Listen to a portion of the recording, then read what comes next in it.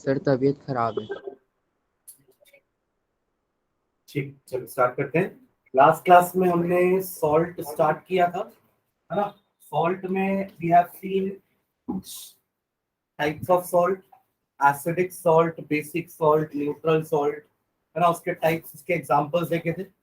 और फिर अपन स्टार्ट किए थे सम कॉमन सॉल्ट।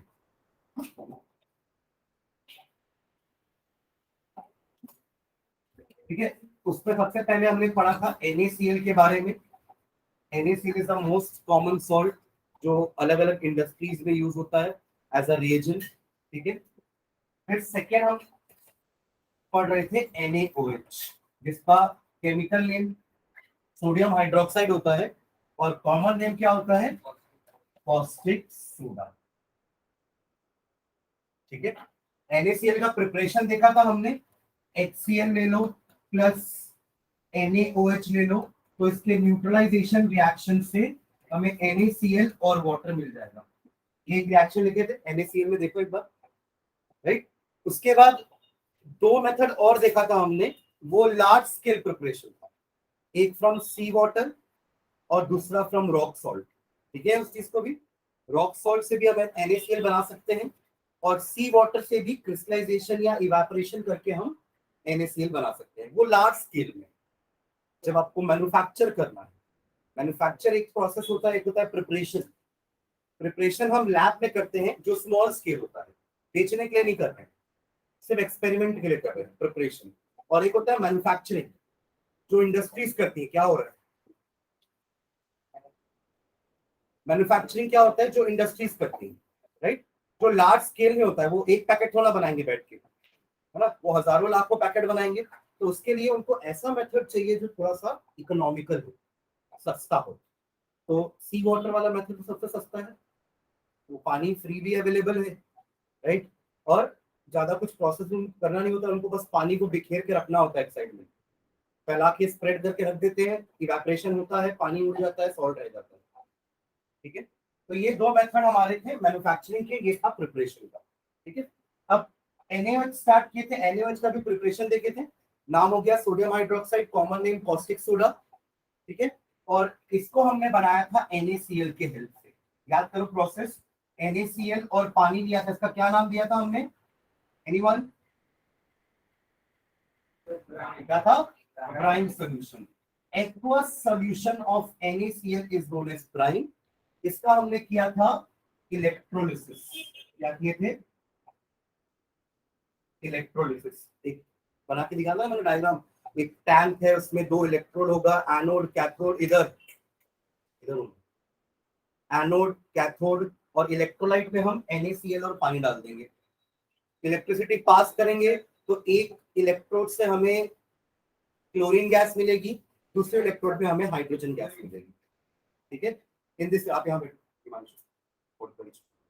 है ना, इन दिस वे हमें NaOH मिल जाएगा। ठीक है, तो इस प्रोसेस से तीन चीजें मिल रही थी, एक NaOH, second Cl2 gas, and third hydrogen gas. अरे रिएक्शन लिखे नहीं है क्या ये वाला, तो बोलो ना भाई, चुपचाप क्यों बैठे हो। फर्स्ट बोला, फिर रुक के सोचा था सेकंड कोई पीछे से बोलेगा, फिर रुक के बोला था, अब थर्ड कोई पीछे से बोलेगा, तो कुछ बोल ही नहीं रहे हो, कैसे कर रहे हो। लिखे ना ये रिएक्शन, और फिर इस प्रोसेस का नाम भी लिखे थे ना नीचे, क्या लिखे थे नाम, क्लोर एल्कली प्रोसेस लिखे थे। और इसका नाम क्लोर एल्कली प्रोसेस क्यों पड़ा, क्योंकि एक तो एल्कली बना है और साथ में क्लोरीन गैस बन रही है, क्लोर एल्कली प्रोसेस। इसको एल्कली बोलते हैं ना NaOH। It is a water soluble base, water soluble bases are called alkali। Clear है, तो यहाँ हमने लास्ट एंड किया था लास्ट क्लास में, NaOH का प्रिपरेशन बस देखे थे ना, और कुछ तो नहीं लिखे ना उसमें। ठीक है, आज इसकी प्रॉपर्टीज देखते हैं और फिर अपन अगले सॉल्ट में चलते हैं। ठीक है, एक बार इसका डायग्राम आप अपनी बुक में देखो, NCERT में इसका डायग्राम दिया होगा, देखो एक फ्लो चार्ट दिया होगा, नहीं रखे हो, निकालो NCERT में।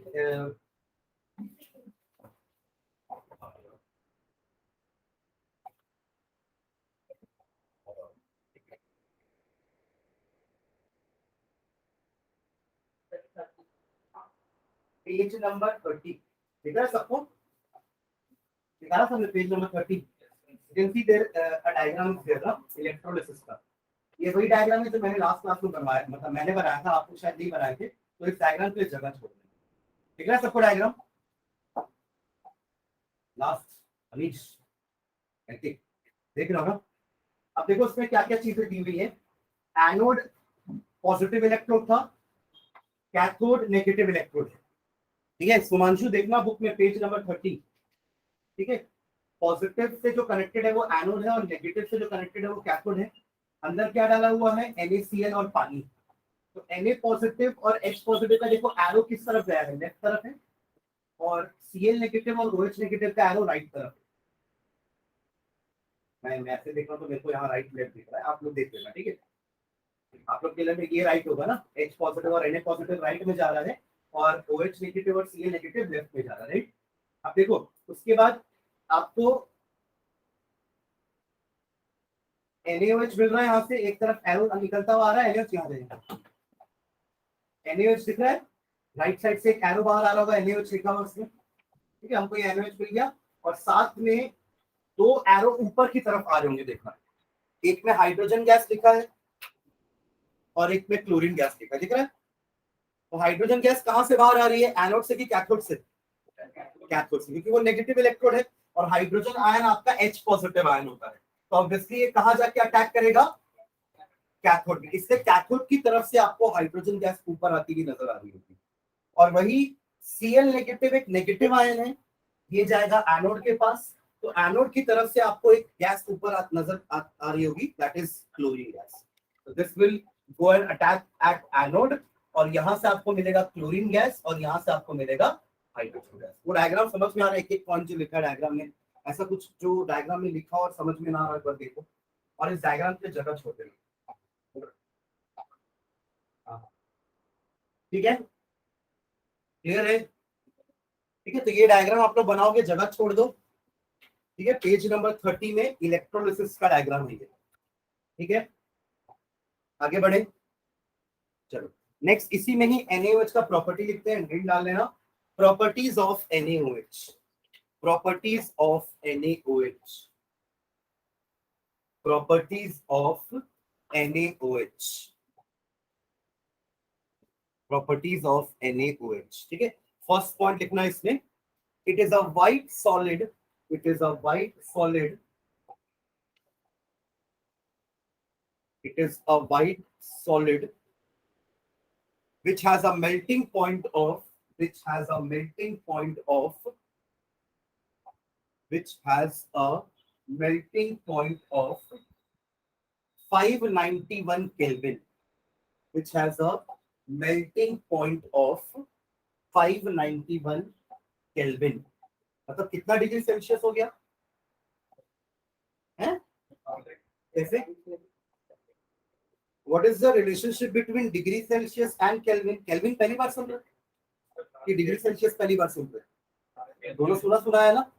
और रिलेशन क्या होता है? अगर आपको कोई टेम्परेचर केल्विन में निकालना है तो आप डिग्री सेल्सियस वाले टेम्परेचर में क्या ऐड कर देते हो? 270। याद आया? मतलब अगर 15 डिग्री सेल्सियस है तो उसका केल्विन कितना हो जाएगा?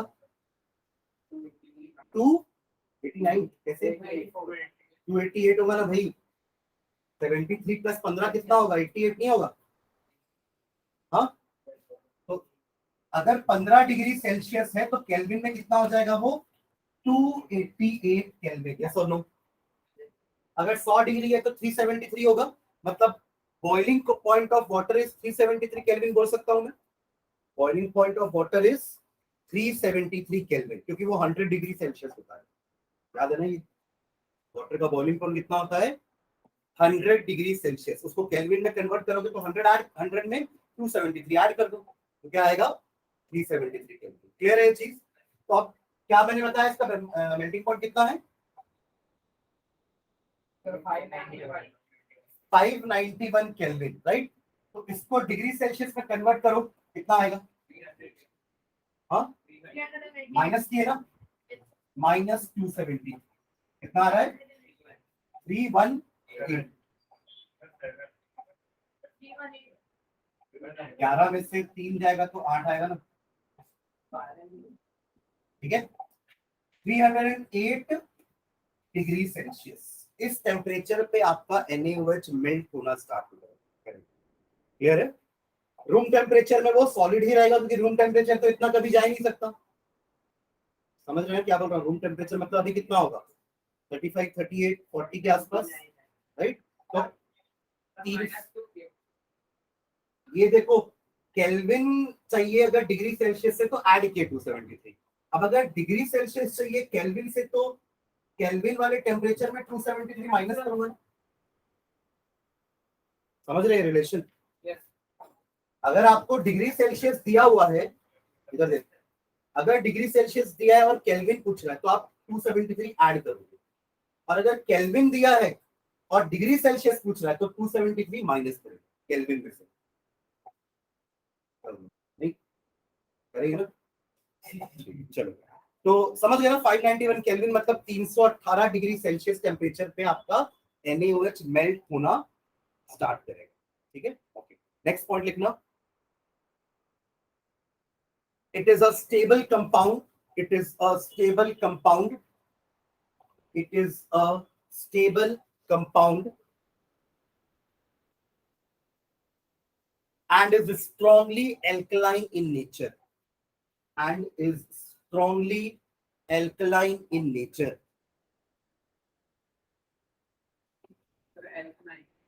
Alkaline, alkali होता है ना ये, alkaline in nature या बेसिक इन नेचर बोल रहे, ठीक है। Strongly alkaline in nature, full stop. Next third point लिखना, it is bitter, obviously base है तो बिटर होगा, BITTER, it is bitter and soapy to touch, soapy in touch लिखना, एंड सोपी इन टच, SOAPY लिखना होगा, सोपी in touch. And last point लिखना, now last property is the fourth property, it is highly soluble in water, it is highly soluble in water, it is highly soluble in water। ठीक है, तभी तो अपन इसको alkali बोल रहे हैं ना, क्योंकि the base which are soluble in water are alkali. ठीक है, चलो ये हो गया आपका NaOH। अगला सॉल्ट लिखना, थर्ड नंबर का सॉल्ट, ये सेकेंड नंबर था ना, थर्ड नंबर का सॉल्ट लिखिए, ब्लीचिंग पाउडर। इसके बारे में अपन बात किए थे क्या लास्ट क्लास में थोड़ा बहुत?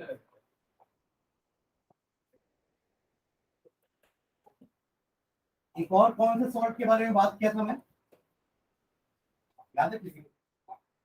ब्लीचिंग पाउडर के अलावा कुछ और भी सॉल्ट्स के बारे में बात किया था।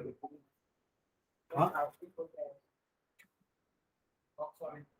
नहीं, वो तो हो गया NaCl था। और इसके अलावा कुछ और नया सॉल्ट जो अपन पढ़ने वाले हैं, POP बात किए थे, प्लास्टर ऑफ पेरिस, ये थे ना बात। चलो, ब्लीचिंग पाउडर, इसके ब्रैकेट में इसका फॉर्मूला लिख लेना। ब्लीचिंग पाउडर का फॉर्मूला होता है CaOCl2। अब देखो कौन सा कैपिटल और कौन सा स्मॉल लेटर है, Ca capital O then Cl2, CaOCl2। ठीक है, कैल्शियम, क्या नाम बताया था इसका मैंने? अगर Ca मैंने यही बताया था कि अगर ये नहीं होता तो कैल्शियम क्लोराइड बोलते हैं ना, और O के कारण क्या बोल रहे हैं अपन उसको, कैल्शियम ऑक्सीक्लोराइड। ठीक है, चलो नीचे लिखना, its chemical name is calcium oxychloride, its chemical name is calcium oxychloride, calcium oxychloride।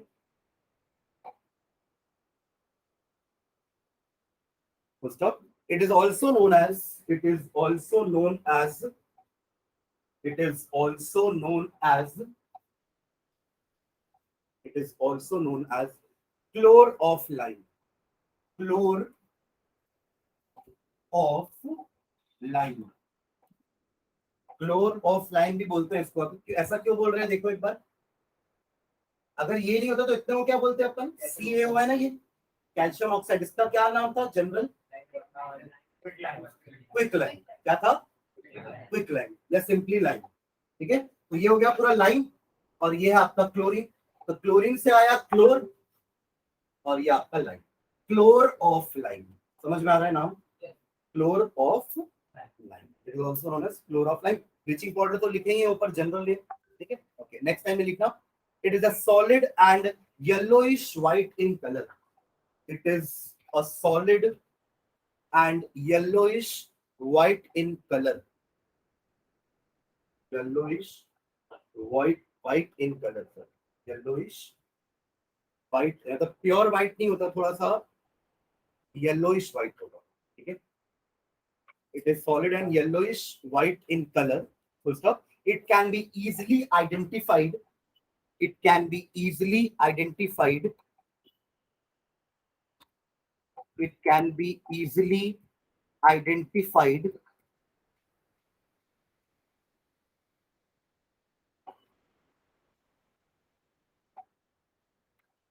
by its strong smell of chlorine. By its strong smell of chlorine. By its strong smell of chlorine. ठीक है, इसका भी preparation देख लेते हैं। हमने NaCl का preparation देखा, हमने NaOH का प्रिपरेशन देखा, उसका भी प्रिपरेशन देख लेते हैं। नेक्स्ट टाइम में लिखना, when calcium hydroxide, when calcium, third point नहीं है, प्रिपरेशन नहीं है। व्हेन कैल्शियम हाइड्रोक्साइड, ये स्टेटमेंट जो बोल रहा हूं ना, अच्छे से समझ के लिखना, इसका रिएक्शन आप लोग लिखोगे कभी, ठीक है। आता ना वर्ड, अगर आपको सेंटेंस दे दिया मैंने तो उसको इक्वेशन में कन्वर्ट करना आना चाहिए, ठीक है। तो क्या लिखे, when calcium hydroxide reacts with chlorine, when calcium hydroxide, तो फॉर्मूला नहीं पता है तो पूरा नाम लिखना, शॉर्टकट क्यों अपना रहे? ये फॉर्मूला गलत है, CaOH का ट्वाइस होता है वो, आप CaOH लिखे हो, तो शॉर्टकट क्यों अपनाना जब पता नहीं है अपन को? when calcium hydroxide reacts with chlorine, comma, it gives calcium oxychloride and water. It gives calcium oxychloride and water. बड़ा सिंपल सा सेंटेंस है, एक बार रीड करो और इसको इक्वेशन के फॉर्म में लिखो, कितने से हो जाएगा? ठीक है, बाकी लोग ट्राई करो एक बार, कोई बात नहीं, जिन्होंने चैप्टर नहीं पढ़ा है पहला वाला उनको मैं ब्लेम नहीं करूंगा। Calcium oxychloride and water, calcium oxychloride and water,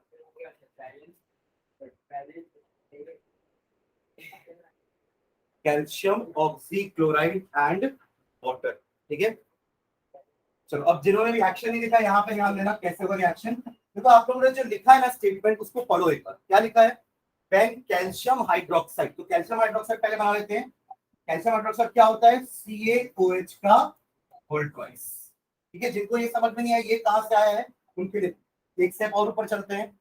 calcium ion होता है Ca2 पॉजिटिव, ठीक है, और हाइड्रोक्साइड होता है OH1 नेगेटिव, ठीक है। तो हम कैल्शियम के नीचे इसका पावर में जो है वो लिख देते हैं 2, और OH के नीचे उसके पावर में जो है वो लिख देते हैं 1, ठीक है। अब ये 1 इधर जाएगा और ये 2 इधर जाएगा, पर क्योंकि ये पॉली एटॉमिक है तो यहाँ पे ब्रैकेट लग जाएगा। तो फॉर्मूला ये क्लियर है सबको, एवरीवन? प्लस आगे क्या लिखा है? When calcium hydroxide reacts with chlorine. अब कई लोगों ने यहाँ पे सिर्फ Cl लिखा होगा, है ना? क्या आएगा? Cl2। Cl कभी अकेला नहीं रहता, हाइड्रोजन भी कभी अकेला नहीं रहेगा। जब भी हाइड्रोजन लिखना है तो H2 लिखेंगे, जब भी ऑक्सीजन लिखना है तो O2 लिखेंगे, क्लोरीन लिखना है तो Cl2 लिखेंगे। तो यहाँ कुछ लोगों की गलती हुई होगी, किसी ने सिर्फ Cl लिखा होगा, तो उसको ठीक कर लो। क्या आएगा? Chlorine, Cl2। क्लियर है? फिर क्या बन रहा है आगे रीड करो sentence. When calcium hydroxide reacts with chlorine, it gives calcium oxychloride, मतलब यही bleaching powder CaOCl2 and water is formed. समझ गए? क्लियर है सबको रिएक्शन? अब बैलेंस है कि नहीं एक बार चेक कर लो बस। बैलेंस है, इधर कैल्शियम 1 है, इधर भी कैल्शियम 1 है, राइट। फिर इधर ऑक्सीजन 2 है, इधर भी ऑक्सीजन 1 और 1 2, राइट। फिर तीसरा क्या है, हाइड्रोजन यहाँ पे 2 है, यहाँ भी 2 है, और क्लोरीन यहाँ पे 2 है, और यहाँ पे भी, ठीक है। द इक्वेशन इज बैलेंस्ड, ठीक है ना। क्या था इक्वेशन, बैलेंस इक्वेशन का डेफिनेशन क्या था, जिसमें number of atoms of every element is same on both the sides.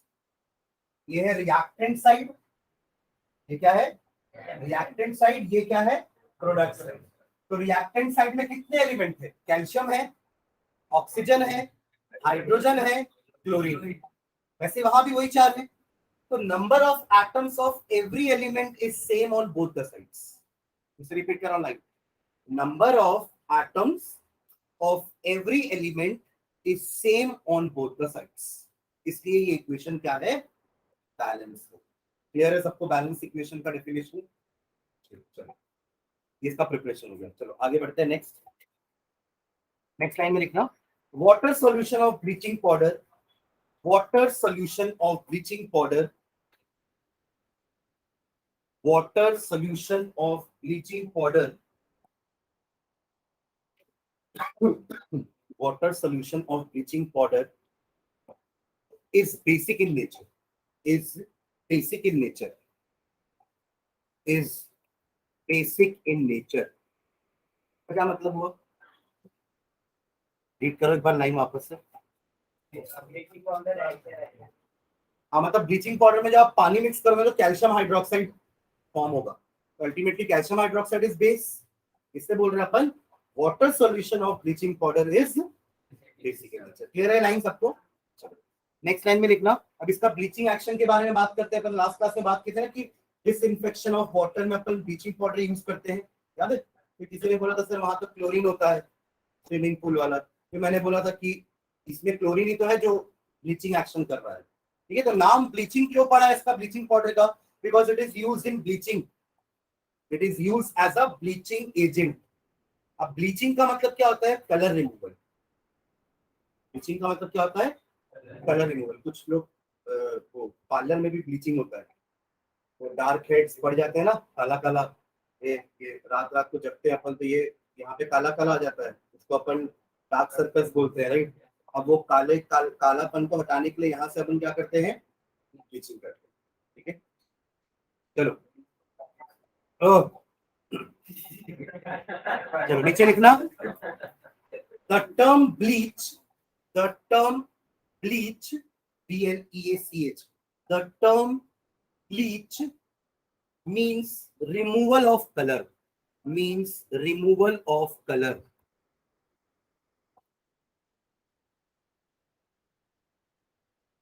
removal of color, ठीक है।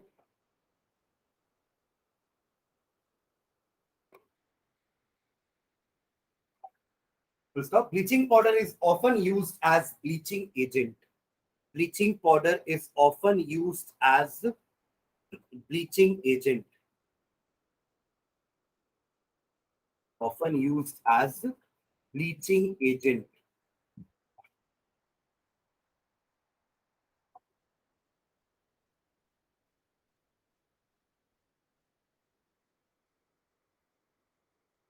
It works because of oxidation, it works because of oxidation, it works because of oxidation।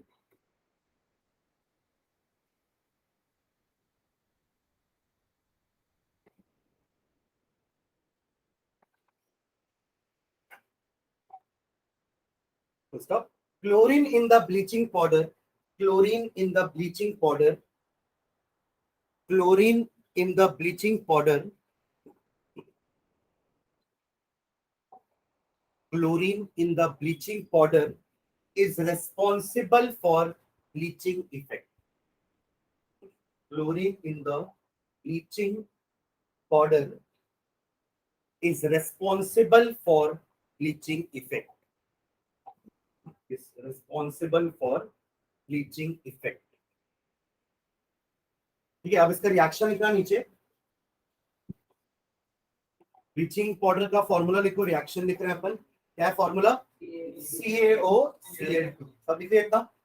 अब जब आप इसको पानी में डालोगे तो ये पानी क्या रिएक्ट करेगा, लिख लो प्लस H2O प्लस H2O, ठीक है। तो क्या बनेगा, हमने ऊपर लिखा ना कि ब्लीचिंग पाउडर का वाटर वाला जो सॉल्यूशन है वो बेसिक नेचर का होता है, तो यहाँ आपने पानी मिलाया तो बेस बनेगा, तो क्या बनेगा CaOH का ट्वाइस, बना लो, कैल्शियम हाइड्रोक्साइड बना सबका, ठीक है, प्लस Cl2, यही क्लोरीन है जो आपके चीजों को ब्लीच करेगा, उसका कलर रिमूव करेगा, ठीक है।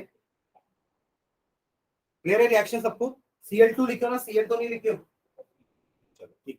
नेक्स्ट, इसी में सब एंड डालना, यूजेस ऑफ ब्लीचिंग पाउडर, ये इसका लास्ट पॉइंट है ब्लीचिंग पाउडर का। हम सबका क्या क्या देख रहे हैं, प्रिपरेशन देख रहे हैं, है ना, कुछ उसकी प्रॉपर्टी देख रहे हैं, कुछ यूजेस देख रहे हैं, ठीक है। यूजेस ऑफ ब्लीचिंग पाउडर कितना का है, फर्स्ट पॉइंट डाल के, it is used as disinfectant, it is used as disinfectant,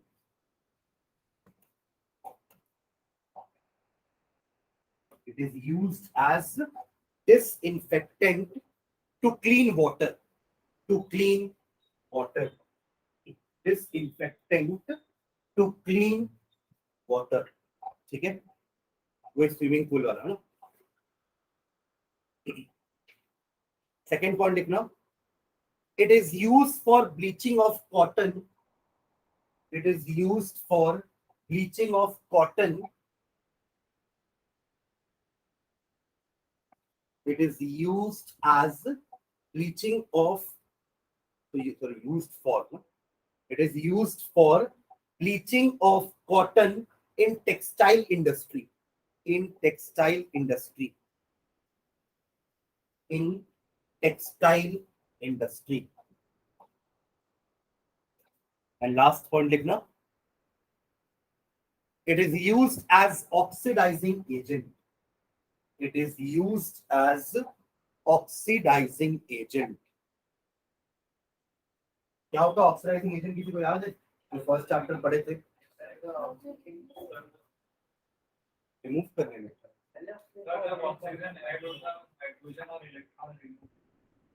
तो ये तो ऑक्सीडेशन प्रोसेस हो गया। ऑक्सीडाइजिंग एजेंट कौन होगा, वो रिड्यूस कैसे कराएगा, जो जिसका ऑक्सीडेशन होता है वो रिड्यूसिंग एजेंट होता है, ठीक है। और क्या बोल रहे हैं, जो ऑक्सीजन लूज करता है, हाँ ठीक है, क्योंकि वही सामने वाले को ऑक्सीजन दे पाएगा ना। ऑक्सीडाइजिंग एजेंट कौन होते हैं, जो सामने वाले को ऑक्सीडाइज करने में हेल्प करें, वो एजेंट होंगे। एजेंट मतलब एक हेल्पर है, तो ऑक्सीडाइजिंग एजेंट मतलब ऑक्सीडेशन पे हेल्प करेगा।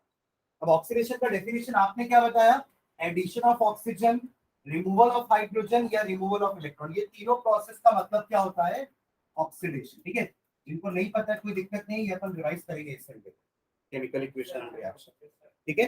तो ये तीनों ही आपके ऑक्सीडेशन का definition, addition of oxygen, removal of hydrogen या रिमूवल या लॉस ऑफ इलेक्ट्रॉन, ठीक है। अब जो भी ये काम में हेल्प कर दे वो एजेंट कहलाएगा, ऑक्सीडाइजिंग एजेंट। अगर कोई इसको ऑक्सीजन दे रहा है मतलब ऐड हो जाएगा ऑक्सीजन, कोई इससे हाइड्रोजन ले रहा है या इससे इलेक्ट्रॉन ले रहा है, ठीक है। अब कैल्शियम ऑक्सीक्लोराइड में एक ऑक्सीजन आपको एक्स्ट्रा दिख रहा होगा, राइट, ये ऑक्सीजन है ना, तो ये ऑक्सीजन ये किसी को दे सकता है, तो अगर ये किसी को ऑक्सीजन दे दिया मतलब सामने वाला ऑक्सीडाइज हो जाएगा, तो ये क्या कहलाएगा, ऑक्सीडाइजिंग एजेंट। समझ में आ रहा है, तो it is used as oxidising agent, ठीक है। चलो अगला सॉल्व, फोर्थ लिख लो, बेकिंग सोडा, क्या हो गया, baking soda,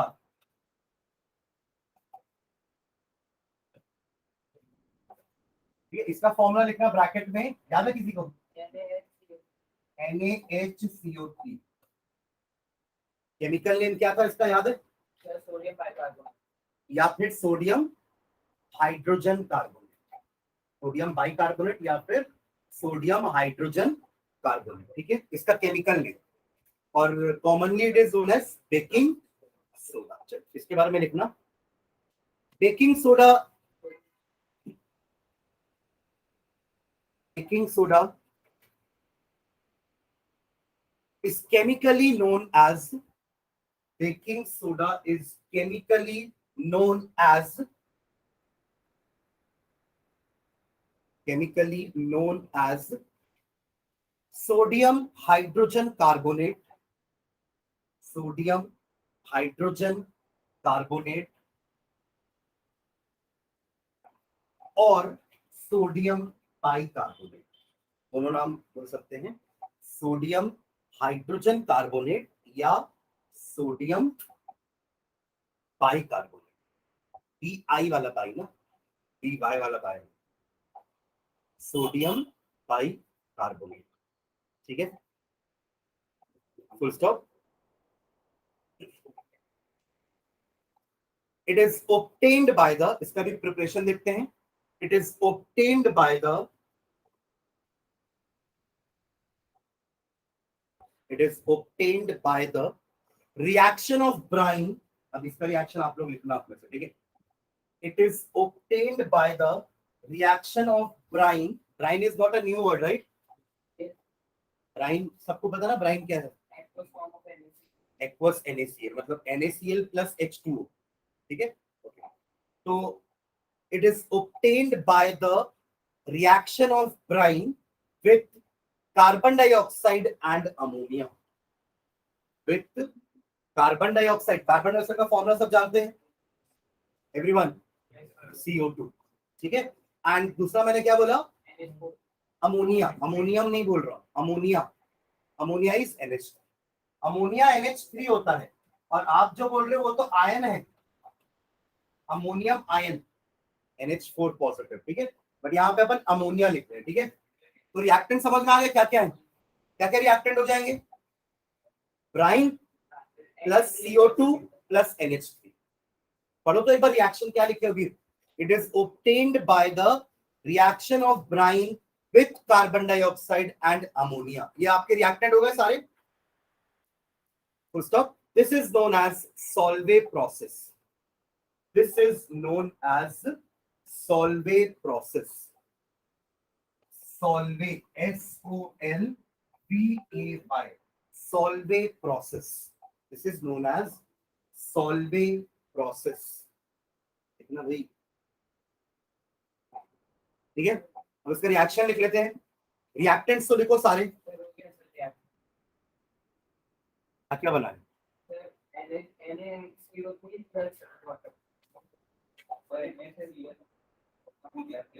exactly ammonium chloride बनेगा,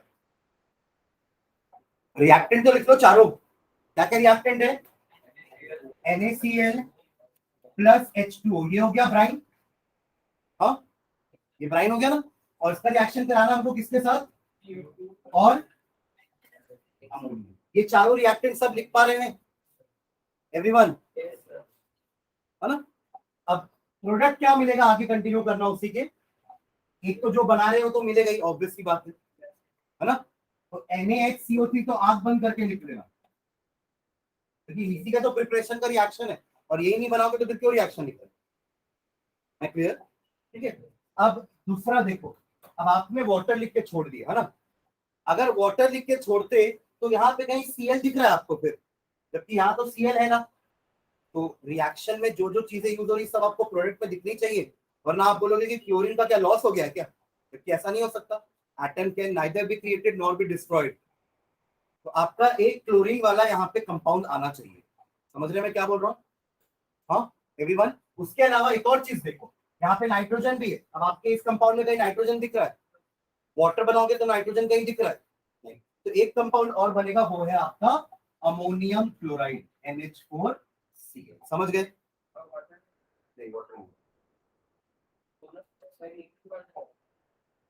ये ना आपका लिक्विड, ठीक है, तो ये लिक्विड है, ये गैस बनेगा अमोनियम क्लोराइड, ठीक है, लिक्विड रिएक्शन सब, और अगर दोनों लिक्विड फॉर्म में भी आता है तो अपन फ्रैक्शनल डिस्टिलेशन करके अलग कर सकते हैं, और अलग करना भी पड़ेगा। अभी अपन एक और सॉल्ट पढ़ेंगे तो इसी से वापस से आगे बढ़ेगा। ये रिएक्शन सबको क्लियर है? This reaction is known as Solvay process. हमने दो प्रोसेस पढ़ी, एक क्लोरोएल्कली प्रोसेस था जिससे अपन NaOH बना रहे थे। नाम से समझ में आ रहा है ना, एल्कली बन रहा है और NaOH एल्कली है। अभी तक अपन जितने भी सॉल्ट पढ़े उसमें NaOH एक एल्कली है, प्योर एल्कली। कैल्शियम ऑक्सीक्लोराइड तभी एल्कली बनेगा जब पानी मिलाओगे, समझ रहे? कैल्शियम ऑक्सीक्लोराइड ऐसे बेसिक नेचर का नहीं है, आप जब पानी मिलाओगे ना उसमें तभी वो बेसिक नेचर का बनेगा। है मैं क्लियर? अभी तक जितने सॉल्ट पढ़े उसके बारे में बता रहा हूँ। First we started with NaCl, वो तो न्यूट्रल है, ना वो एसिड है ना वो बेसिक है। सेकेंड हमने पढ़ा NaOH, वो बेसिक है, कॉस्टिक सोडा, और वो एक एल्कली भी है, ठीक है। थर्ड हमने पढ़ा ब्लीचिंग पाउडर, और फोर्थ अपन पढ़ रहे बेकिंग सोडा। क्लियर है? रिएक्शन सब लिख रही है पूरा, तो आगे बढ़ते हैं। In this process in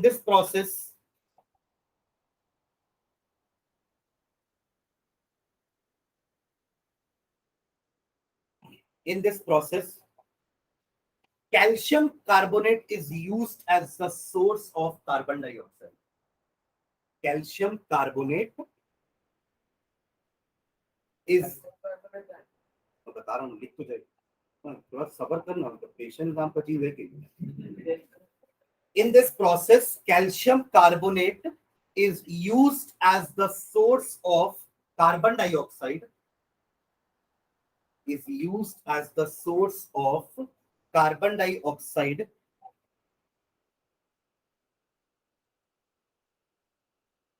and the resultant calcium oxide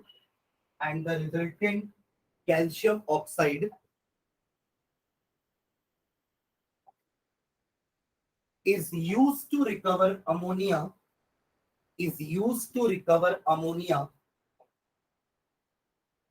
in this process calcium carbonate is used as the source of carbon dioxide and the resultant calcium oxide is used to recover ammonia from ammonium chloride.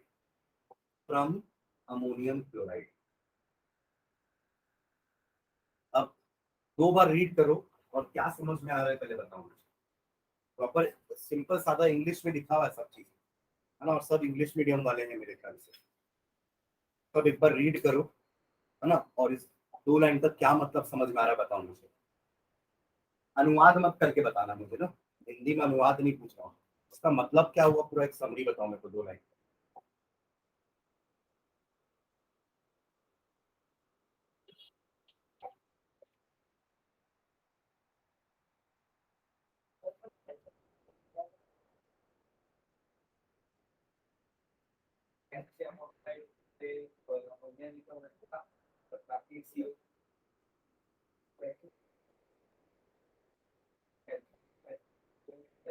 किसी को समझ नहीं आया क्या लिखने? राहुल नहीं आया? Anyone? अब क्या है? ये CO3 से कोल्ड डाइऑक्साइड बना है, ठीक है। फिर जो बचा CaO, उससे ये CaO कहाँ से आया? वही CaCO एग्जैक्टली, हाँ ठीक है। और उससे फिर क्लोराइड से अमोनिया को रिकवर किया। Very good. देखो क्या हो रहा है, देखो ये जो CO2 है ना, ये कहाँ से आया? ये हम कैल्शियम कार्बोनेट लेंगे, और अगर आप लोग को थर्मल डिकम्पोजिशन रिएक्शन याद है, जिन्होंने चैप्टर 1 पढ़ा है, वहां पे हम क्या करते थे, कैल्शियम कार्बोनेट को हीट करोगे तो दो चीजें बनेंगी, एक बनेगा CaO और दूसरा बनेगा CO2। तो ये आएगा CO2 यहां से। अब एक लाइन पढ़ो वापस से, क्या लिखा हुआ है कि calcium carbonate is use as the source of CO2। Source of CO2 का मतलब क्या है कि CO2 कहां से आ रहा है? यहां से आ रहा है। मतलब हम CO2 डायरेक्टली नहीं ले रहे हैं, हम क्या बनाएंगे, हम ब्राइन लेंगे, ध्यान समझना, हम ब्राइन सॉल्यूशन लेंगे पहले, और साथ में क्या ऐड कर देंगे, कैल्शियम कार्बोनेट डायरेक्टली, और अमोनिया ये ऐड कर देंगे। अब हीट करेंगे तो जितना भी कैल्शियम कार्बोनेट है वो टूटेगा दो पार्ट में, एक कार्बन डाइऑक्साइड और एक CaO। यहां से आ गया मेरा कार्बन डाइऑक्साइड, और अब जो CaO बचा है ये आपके अमोनियम क्लोराइड के साथ रिएक्ट करके अमोनिया फिर से बना देगा। तो आपको अमोनिया फिर से लेने की जरूरत नहीं पड़ेगी, समझ रहे हैं? It will recover ammonia back, क्योंकि NH4Cl का तो वैसे भी कोई काम नहीं है। हमारा रिएक्शन किस चीज के लिए हमने लिखा है? ये रिएक्शन किस चीज के लिए लिखे अपन? बेकिंग सोडा का प्रिपरेशन है ना ये, तो बेकिंग सोडा तो बन गया ना, तो इसका क्या काम है? कुछ नहीं, ये एज अ बाई प्रोडक्ट है हमारे लिए। अगर मेरा बेकिंग सोडा का फैक्ट्री है, सपोज कर लो मेरा बेकिंग सोडा का फैक्ट्री है, तो मैंने ये रिएक्शन चालू करवा दिया, अब साथ में NH4Cl बन रहा है, ये तो मेरे किसी काम का नहीं है, समझ रहे हैं? तो मैं क्या कर रहा हूं, कार्बन डाइऑक्साइड डायरेक्ट ना लेके मैं कैल्शियम कार्बोनेट ले रहा हूं, जिससे CO2 मिल जाएगा, मेरा एक पर्पस फुलफिल हो जाएगा, CO2 मिल गया। और दूसरा पर्पस क्या फुलफिल हो जाएगा कि ये अमोनियम क्लोराइड वेस्ट नहीं जाएगा, मैं उससे CaO को रिएक्ट करा के वापस से अमोनिया रिकवर कर सकता हूं। क्लियर है? CaO plus NH4Cl gives NH3, अब बाकी देख लो क्या बनेगा। पूरी एक्शन इंपॉर्टेंट नहीं है इसका मैं लिख नहीं रहा हूं, पर ये लाइन समझो क्या लिखने। क्लियर है एवरीवन? अब समझ में आ रहा है कि ये CO2 कहां से आ रहा है? कैल्शियम कार्बोनेट से। अब कैल्शियम कार्बोनेट से अकेले CO2 तो आएगा नहीं, साथ में कैल्शियम ऑक्साइड भी आएगा, और ये कैल्शियम ऑक्साइड आपके NH4Cl से अमोनिया वापस बनाने में हेल्प करेगा। ठीक है, चलो नेक्स्ट लाइन में लिखना, properties of calcium baking soda. Properties of baking soda, properties of baking soda.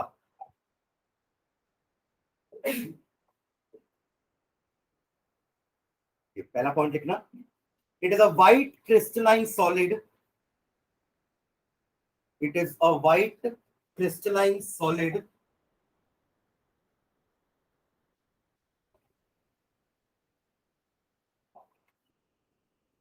and appears as fine powder, बारीक बारीक पाउडर जैसे दिखेगा, appear as fine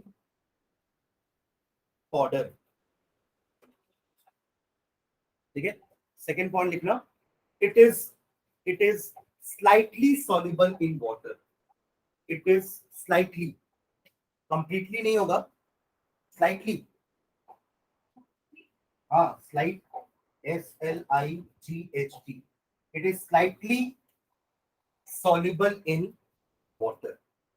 ठीक है, एक और लिखो, third property, thermal decomposition of sodium bicarbonate,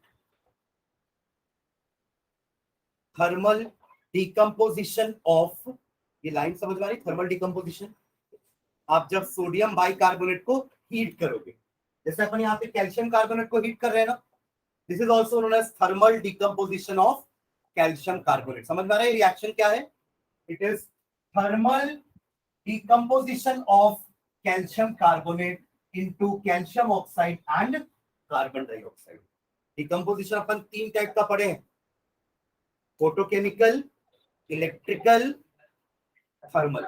जहां हीट देके कंपाउंड को तोड़ा जाता है उससे अपन थर्मल डिकम्पोजिशन बोलते हैं। थर्मल आया हीट से, और डिकम्पोजिशन मतलब तोड़ना। ठीक है, तो thermal decomposition of sodium bicarbonate gives sodium carbonate, comma carbon dioxide and water। Reaction लिखो तो इसका, sodium carbonate comma carbon dioxide and water, इसका रिएक्शन लिखो तो, जो लिखे हैं ये point, thermal decomposition of sodium bicarbonate gives sodium carbonate, comma carbon dioxide and water।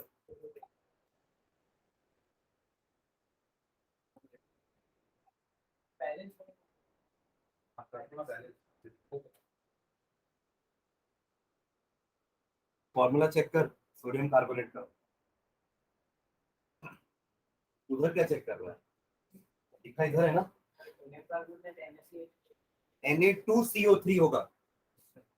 Sodium क्या होता है? Na1 पॉजिटिव, और कार्बोनेट क्या होता है? CO3 2 negative. तो फॉर्मूला क्या बनेगा? ये 2 इधर आएगा, ये 1 इधर जाएगा, तो formula will be Na2 CO3 clear है। रिएक्शन क्या हो जाएगा, NaHCO3 का थर्मल डिकम्पोजिशन, ऊपर ट्रायंगल बना दिया मतलब हीट, समझ रहे हैं, ऊपर ट्रायंगल का मतलब क्या है, हीटिंग, ठीक है।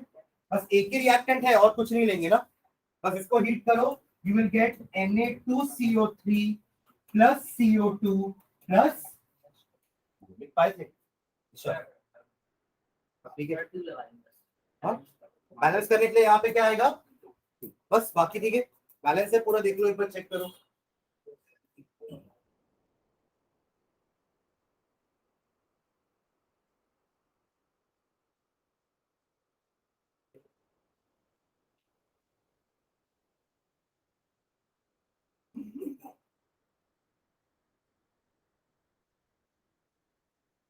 uses uses of baking soda, uses of baking soda,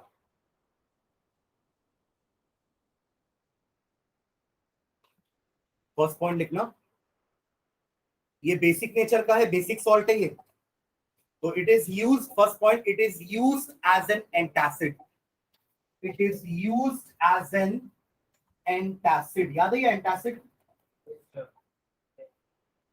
ये पेट की एसिडिटी को खत्म करेगा, है ना, न्यूट्रलाइज कर देगा, antacid, it is used as an antacid, ठीक है, ओके। सेकंड पॉइंट लिखना,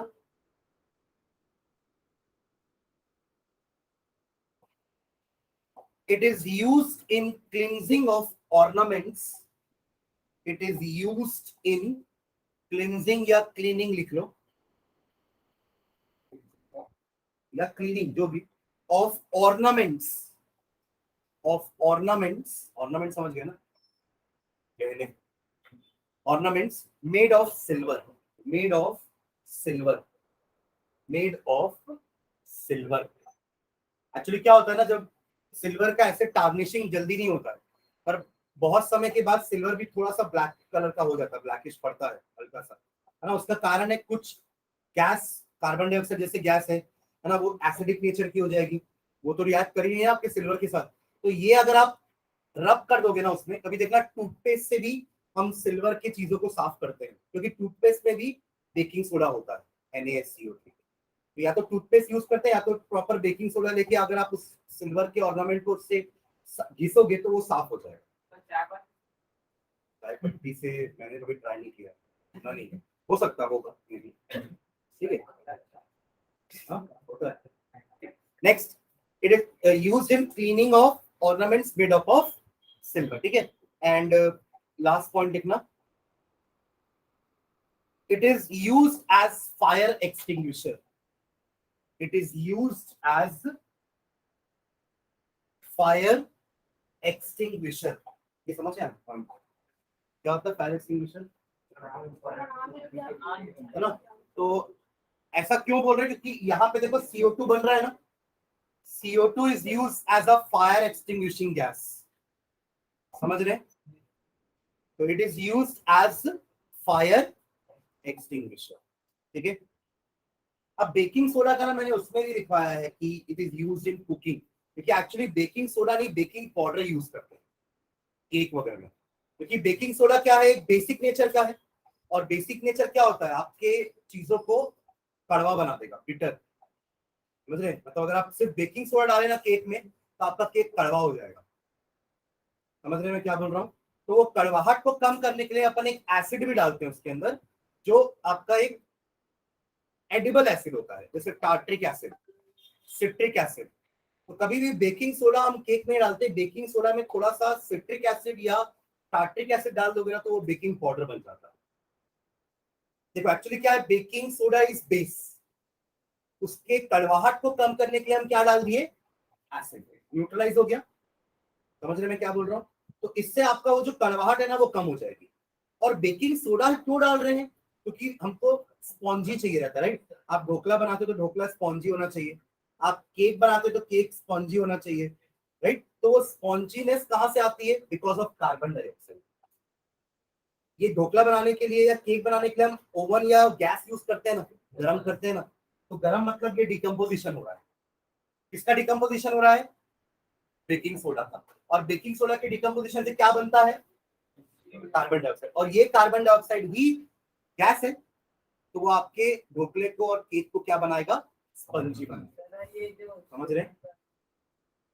ये तो टेस्ट देगा बस केक में या आपके ढोकले में, ठीक है। बट इसका टेस्ट बिटर ना हो इसलिए हम साथ में एसिड डालते हैं, और इसके और एसिड के कॉम्बिनेशन को ही बेकिंग पाउडर बोला जाता है। तो केक में बेकिंग पाउडर यूज किया जाता है, ठीक है। तो इसके पॉइंट में एक और पॉइंट लिख लो last, it is used in making of baking powder. Making of baking powder, it is used in making of baking powder. बस एम की जगह बी लिखना है ना, तो बेकिंग हो जाएगा। It is used in making of baking powder, क्योंकि अपन डायरेक्टली बेकिंग सोडा यूज करेंगे तो कड़वाहट आ जाएगी खाने में। Baking powder which is used in cooking, which is used in cooking as it produces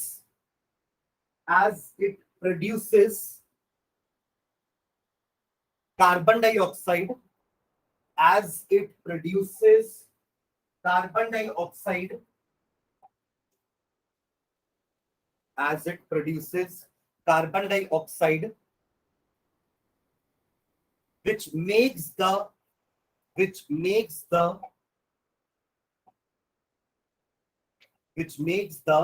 batter, batter बोलते हैं, अपन फेंटते हैं ना चीजों को, तो उस चीज को बैटर बोलते हैं। बी ए, बैटर नहीं बोल रहा हूं मैं, बैटर, BATTER। वो आटा भी गूंथते हैं ना तो उसको बैटर बोलते हैं, ठीक है। Which makes the batter soft and spongy. हाँ, डो बोल सकते, पर स्पेशली केक वगैरह के लिए हम उसको बैटर बोलते हैं, ठीक है। Which makes the batter BATTER, यानी सॉफ्ट एंड स्पॉन्जी, ठीक है। समझ गए ना? तो बेकिंग सोडा यूज नहीं करेंगे, क्या यूज करेंगे? Baking powder. और बेकिंग पाउडर बनाएंगे किससे? बेकिंग सोडा में कोई एक एडिबल एसिड डालेंगे, HCl मत डाल दो सर, ये भी तो एसिड है, पर हमको वो खाना है ना भाई, तो कोई एडिबल एसिड डालेंगे। तो टार्टिक एसिड, सिट्रिक एसिड, ये सब आपके एडिबल एसिड, ठीक है। हो गया, ठीक है। Done this one. अगला लिख लो बेकिंग पाउडर। बेकिंग पाउडर के बारे में भी थोड़ा सा लिखेंगे, ज्यादा नहीं लिखेंगे, क्योंकि ऑलरेडी अपन ऊपर लिख चुके हैं बेकिंग पाउडर के बाद, ठीक है। बस प्रिपरेशन लिखेंगे, फिर अपन आगे बढ़ेंगे। वॉशिंग सोडा और POP दो और बचा हुआ है ना। तो नेक्स्ट क्लास में इसको खत्म करेंगे अपन। बेकिंग पाउडर हेड डाल के छोड़ दो, बेकिंग पाउडर, ठीक है। चलो, ठीक है, चलो, थैंक यू। एक चीज मुझे बात करनी है सबसे, 2 मिनट।